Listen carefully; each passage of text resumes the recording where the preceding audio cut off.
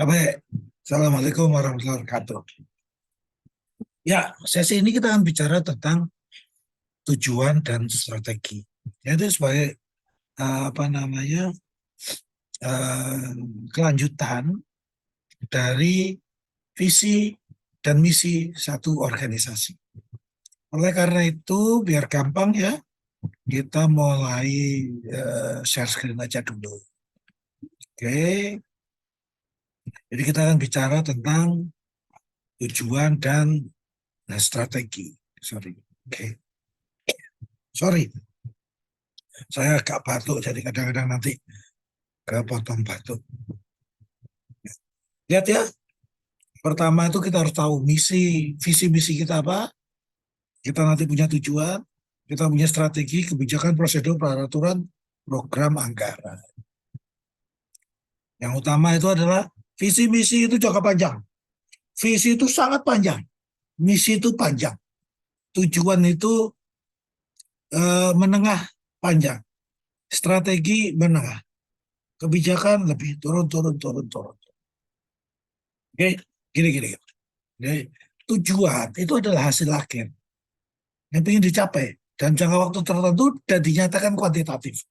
Kuantitatif itu artinya apa? Sesuatu yang bisa diukur. Jadi kata baik, benar, indah itu kualitatif, nggak bisa. Besar, kecil itu kualitatif. Tapi kalau Anda bilang 500 kilo, nah itu kuantitatif. Ya, 500 kubik itu kuantitatif. Oke, 30 detik itu kuantitatif. Ya. Kuantitatif, sesuatu yang bisa dihitung atau bisa diukur. Kualitatif itu sifatnya kualitas, subjektif. Baik menurut Anda, belum tentu baik menurut saya. Ya. Indah menurut Anda, belum tentu indah menurut saya. Ya, tapi kalau kuantitatif, ukuran. Ya. Nah, sorry. Kalau mau menentukan tujuan, kita harus tujuan-tujuan tersebut itu harus memenuhi kriteria SMART. Apa itu? Spesifik, measurable, bisa diatur, bisa diukur, sorry. Achievable, bisa dicapai, masuk akal ya artinya. Relevan, itu sesuai dengan yang kita mau ukur, sama time bound. Ada batasan waktunya. Gini penjelasannya. Spesifik, itu menjelaskan yang mau dicapai itu apa? Apa? Jelas. Apakah meningkatkan laba, perluasan pasar, eh, peningkatan produk, peningkatan pangsa pasar, atau nilai saham.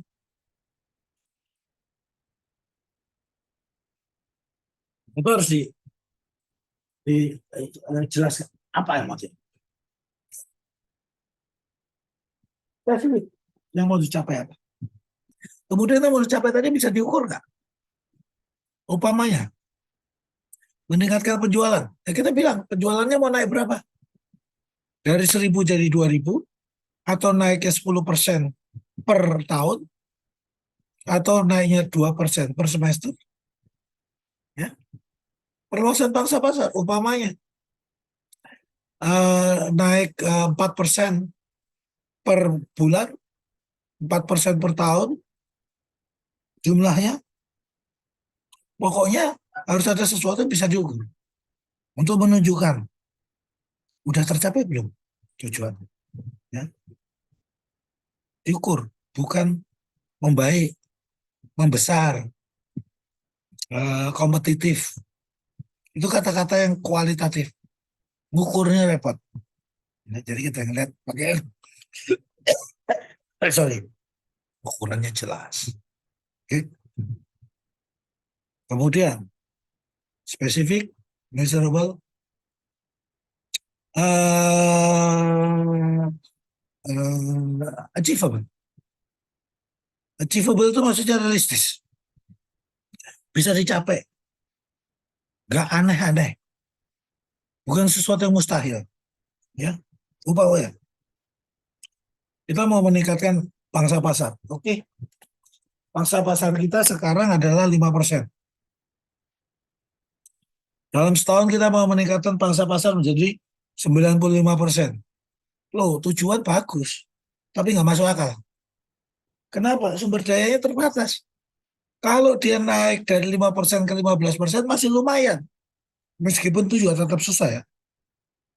Dari 5% ke 95%. Nah, bahasa kerennya apa? Mimpi. Nggak masuk akal. Maka itu nggak realistis. Realistis itu artinya apa? Dengan sumber daya yang ada, dengan usaha yang maksimum, bisa nggak sih secara hitungan manusia? Kalau nggak bisa, maka itu tidak realistis. Oke? Tidak achievable. Kemudian sesuai, relevan. Ini masuk di dalam visi misinya perusahaan nggak sih? Ya, kalau visi misinya perusahaan adalah meningkatkan keuntungan dengan produk eh, apa namanya kelengkapan pribadi, personal produk. Oke? Nah sekarang tujuannya apa? Tujuannya adalah meningkatkan eh, nama baik perusahaan sebagai perusahaan yang mempunyai sumbangan terbesar di dunia pendidikan. Loh, ini ya bagus loh. Maksudnya bagus. Menjadi perusahaan yang memberikan sumbangan terbesar di dunia pendidikan. Bagus. Masalahnya apa? Nggak sesuai dengan visi, misi utama perusahaan tadi. Apa? Produknya adalah produk perlengkapan pribadi, personal supplies, sabun, kosmetik, deodoran. Apa urusannya dengan pendidikan? Nah itu namanya nggak relevan. Ya, dapat kira-kira dapat ya. Yang terakhir adalah berapa lama? Kita sudah semuanya terpenuhi, kita mau menguasai dari 5% menjadi 40%. Hmm. Oke, itu bisa achievable atau enggak? Satu-satunya adalah target waktunya. Dari 5% ke 40%. Kalau itu 3 bulan nggak mungkin. Kalau itu 3 tahun masih mungkin. Kalau itu 5 tahun realistis. Oke? Jadi setelah punya ukuran, jangan lupa berapa lama. Sehingga apa? Anda punya deadline-nya. Anda punya saat untuk melakukan pengukuran. Ya. Kalau sudah tercapai, kemudian apa? Dilakukan proses berikutnya. Apa? Perencanaan ulang. Tujuan yang lebih jauh lagi. Oke? Hmm. Masih ingat PDCA ya? Planning. Apa ya PDCA? POAK, POAK, POAK. POAC. Planning, Organizing, Actions, Controlling. Muter. Nih, ada orang nyebut juga PDCA. Planning, Developing, Controlling, Actions. Muter muter. Sorry, balik kita balik. Lagi. Jadi tujuan ini ditetapkan itu manfaatnya apa? Satu, sumber daya. Kita bisa tahu sumber daya yang terlibat apa aja, berapa banyak, siapa saja. Ya. Kemudian motivasi, supaya mereka bisa melihat, oh kita mau menuju ke situ. Kalau saya bisa mencapai itu, nanti dapat apa, disebut apa, itu kita bisa tahu. Artinya kalau Anda mau disebut bagus, bagus itu kalau apa? Pekerjaanmu bagus. Iya, kalau apa? Nah, ukuran kalau apanya itu dikaitkan dengan tujuan. Ya. Sehingga nanti kita bisa bilang, Anda itu bagus, berpakaian bagus, penampilan rapi, iya. Tapi yang kita ukur itu bukan penampilan, tapi produksi. Jadi bagusmu itu nggak berguna buat kita, kalau cuma baju aja. Yang kita butuhin apa? Produksimu. Dengan demikian kita bisa tahu tujuan itu, yang mau dituju apa, motivasi karyawan dan fokusnya bisa ke arah tujuan tersebut. Dengan adanya tujuan, kita menghindari juga salah sangka, salah persepsi. Yang satu pikir kita mau ke sana, yang satu pikir mau ke sana. Karena apa kira-kira?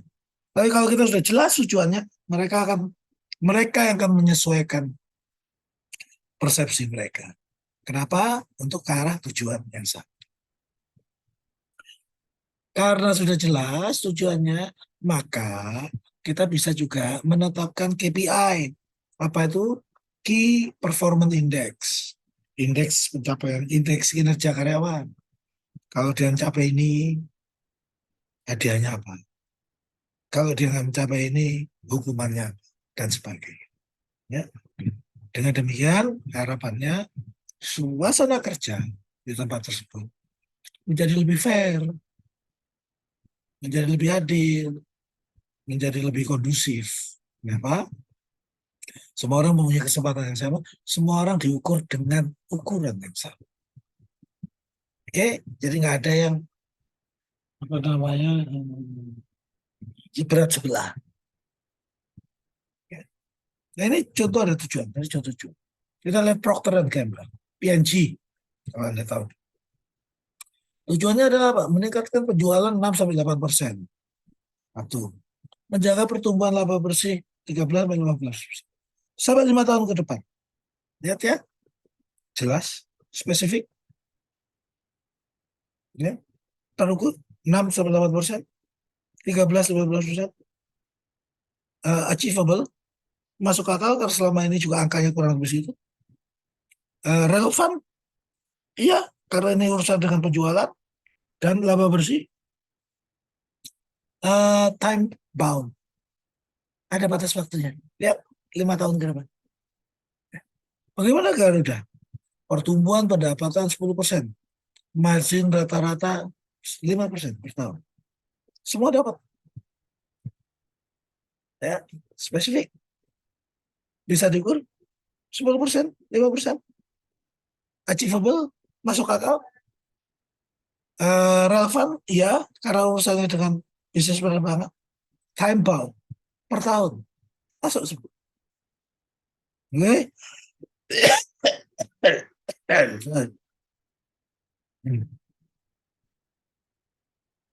Nah, untuk mencapai tujuan, bagaimana caranya? Kita butuh namanya strategi. Strategi itu adalah bagaimana kita merumuskan langkah dalam mencapai tujuan jangka panjang. Nah, itu adalah strategi. Oke? Ini jenis strategi ada macam-macam. Agak banyak ya. Nah, saya satu.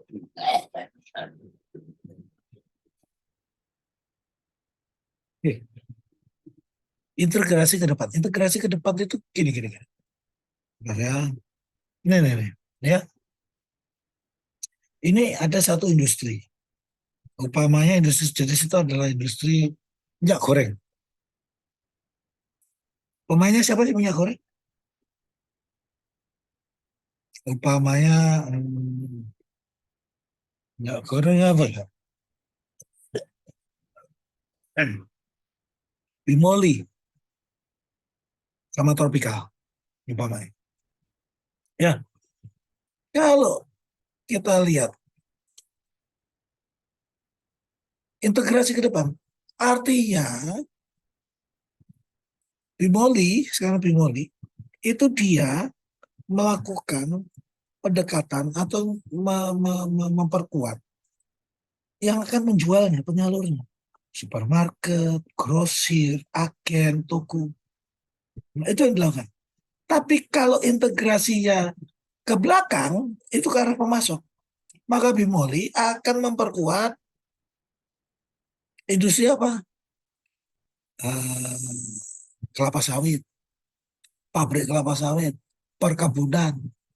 Ya. Kenapa? Itu adalah supply yang dibutuhkan untuk menjalankan produk mereka apa? Minyak goreng. Nah, bagaimana dengan integrasi horizontal? Artinya terhadap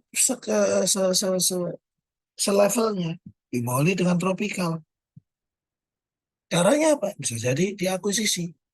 Ya. Nih, penjelasannya kurang lebih seperti itu. Gambarnya kurang. Ingat ya, industri sejenis yang di tengah itu adalah benar-benar saya butuh pointer.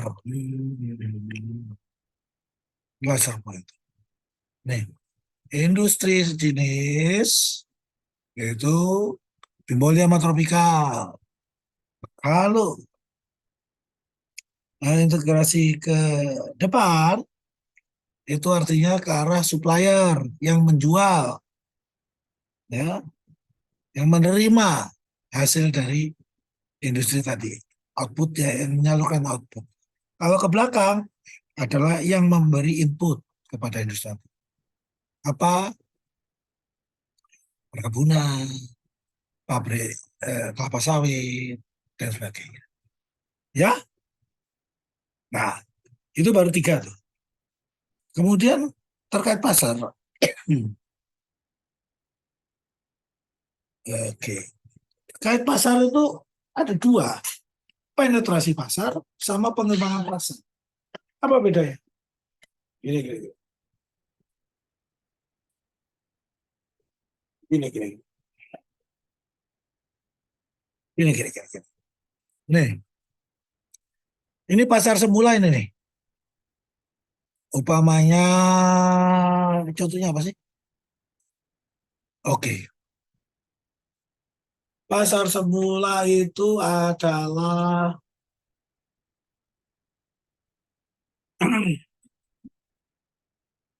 Toyota, ya. Ternyata di dalam pasar yang ada, ya, pemainnya itu ada Toyota, terus kemudian ada Daihatsu.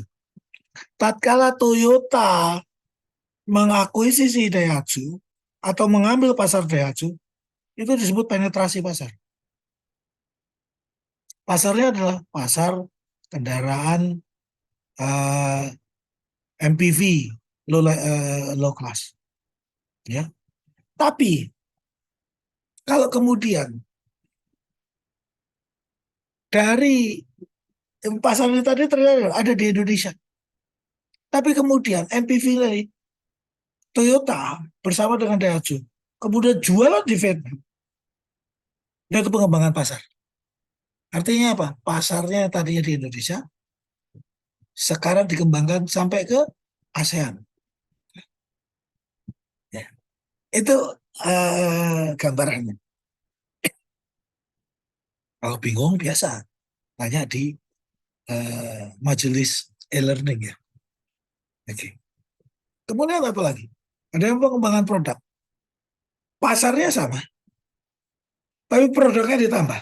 Contoh, pasar hotel, pasar turis, pasar hotel. Nah, Santika itu bikin dari jaringan itu, dia punya yang namanya Santika. Di atasnya dia punya Santika Premier. Terus di bawahnya dia punya Amaris. Terus di bawahnya dia punya apa lagi ya? Hotel Ibis, sorry. Dan sebagainya, dan sebagainya. Nah, mereka membuat segmentasi. Nah, itu artinya pasarnya diperluas sehingga dia punya segmen di tiap pasar. Itu pengembangan produk. Dari produknya cuma Santika saja. Kemudian ada diversifikasi konsentrik. Artinya eh, produk yang ada itu dikasih tambahan. Ya, umpamanya Dia mau jual paket. Paket apa? Untuk kamar di 2 lantai paling atas. Wow, harganya bisa ditambahin, bisa lebih diskon. Artinya dari eh, layanan yang ada, dia coba bikin ada layanan yang membedakan. Umpamanya apa? Kelas diskon atau kelas premium. Ya. Contoh kereta api itu ada eksekutif. Oke. Nah, kemudian dari eksekutif itu tadi dia kemudian saya bikin sleeper ya. Sebagian dibikin sleeper. Sehingga di dalam rangkaian itu tadi dia punya ekonomi, eksekutif, sleeper. Nah itu pembagiannya bisa hmm?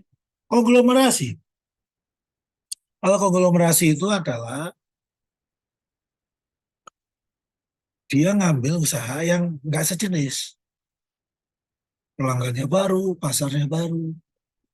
Ya, umpamanya Transcorp yang tadinya TV, terus beli Carrefour. Tujuannya apa? Setelah itu mereka bikin Transmarket dan sebagainya. Ya.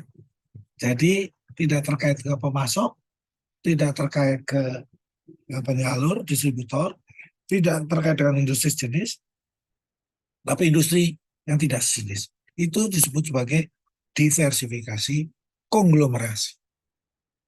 Ya, ada juga horizontal. Apa?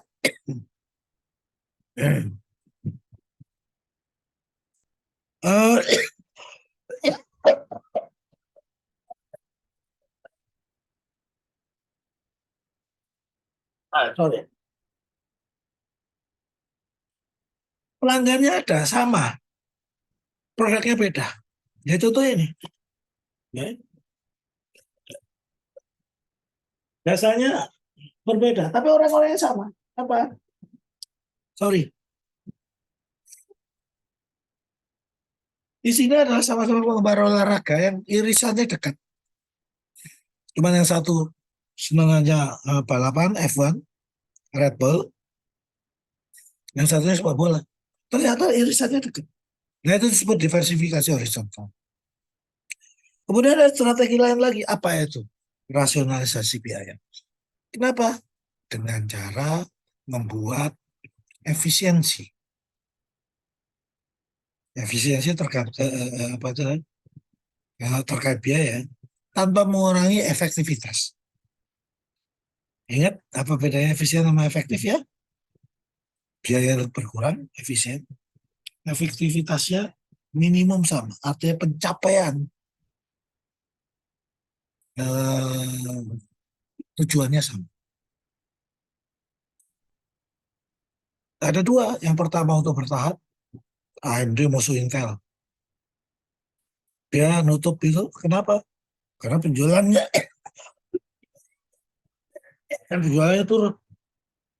Kalau penjualannya turun, untuk menekan biaya tetap, overhead cost, maka dia mesti turun biayanya.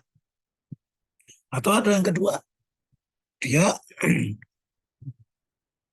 uh, uh, secara berkala memang menurunkan biaya. Kenapa? Supaya harganya bisa menjadi semakin kompetitif. Ya, itu adalah strategi berikut rasional. Kemudian apa lagi?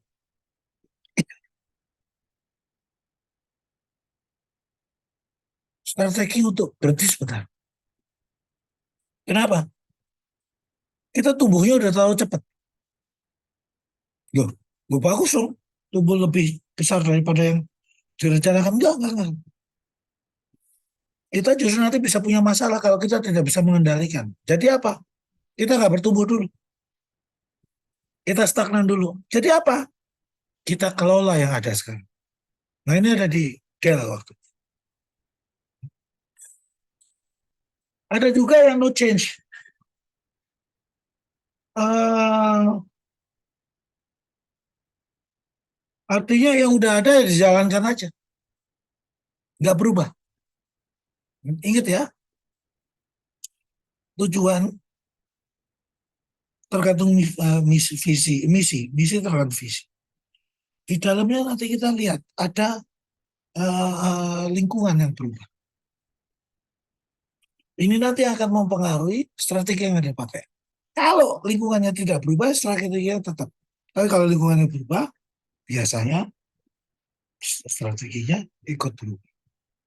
Ya. Jadi tidak berubah strategi, itu juga strategi. Oke. Sebagaimana saya dan Anda sepakat untuk tidak tidak sepakat. Itu kesepakatan. Pikir-pikir Pak. Saya dan Anda bersepakat. Untuk apa? Untuk tidak sepakat. Itu sudah kesepakatan.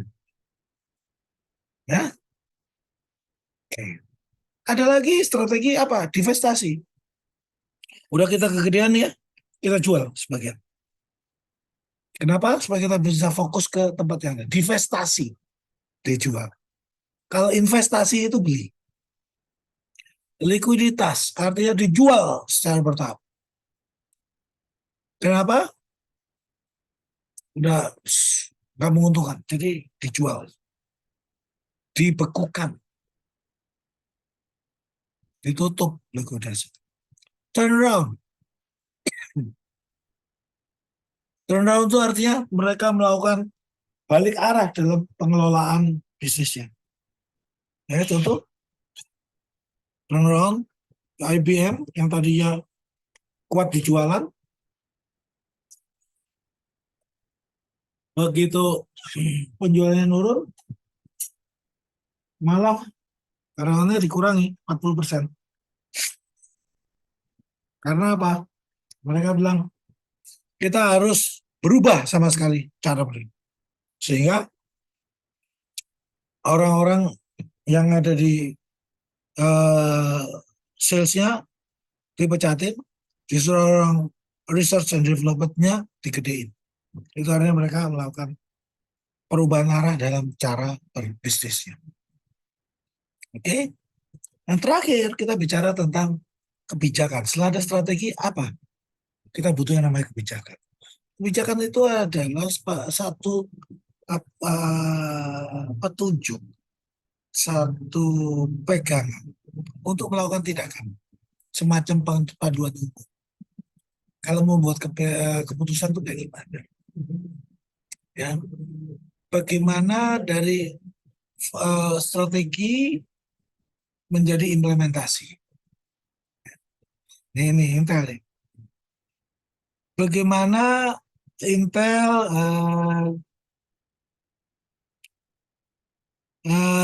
gini, Intel bagaimana dia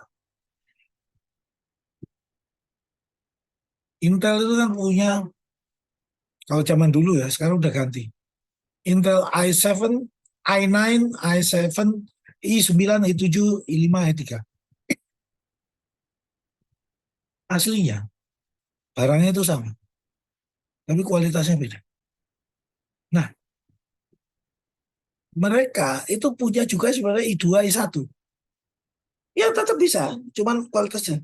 Tapi itu dihilangkan. Kenapa?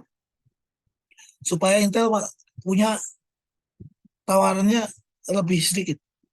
Jadi i9 itu dihilangkan. Yang ada tinggal i7, i5, i3.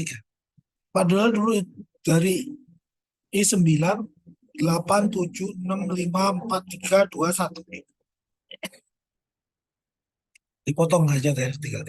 Nah itu adalah strategi mereka apa untuk melakukan efisiensi. Oke? Nah, kebijakan itu juga panduan untuk sesuatu yang kalau dia berulang, nah itu harus ada satu pegangannya. Ini supaya apa? Menghindari terjadinya orang bingung, terus kemudian pelakunya membuat keputusan sendiri. Berdasarkan apa? Pertimbangan dia sendiri. Nah itu bahaya. Umpamanya karyawan, ada aturannya. jam kerjanya, gajinya, cutinya, dan sebagainya. Sehingga orang itu nggak bisa, Pak saya mau minta cuti. Ngapain? Adik saya kejepit. Kalau nggak ada paduannya, tergantung dari bosnya. Ya udah nggak apa-apa. Aduh nggak bisa. Tapi kalau ada paduannya, maka kita bisa lihat. Bentar, adikmu kejepit ini hasilnya apa? Oh mati. Oh kalau mati satu rumah boleh cuti berapa? 2 hari. Kalau tidak satu rumah anggota keluarga berapa? 1 hari. Anggota keluarga itu apa aja? Jelas. Itu menghindari orang bosnya tadi ngambil keputusan pribadi. Kasih nggak ya? Nggak diatur. Terserah gue. Nah itu bisa dihindari. Ya, itu adalah kebijakan. Oke, sementara begitu, mohon maaf nggak bisa lama-lama, sakit batuk terus. Nanti yang lainnya diperdalam dalam apa tadi? Majelis e-learning. Oke, mohon maaf atas segala ketidaknyamanan yang kami timbulkan. Walau muafiq ila aqwamit thoriq. Assalamualaikum warahmatullahi wabarakatuh.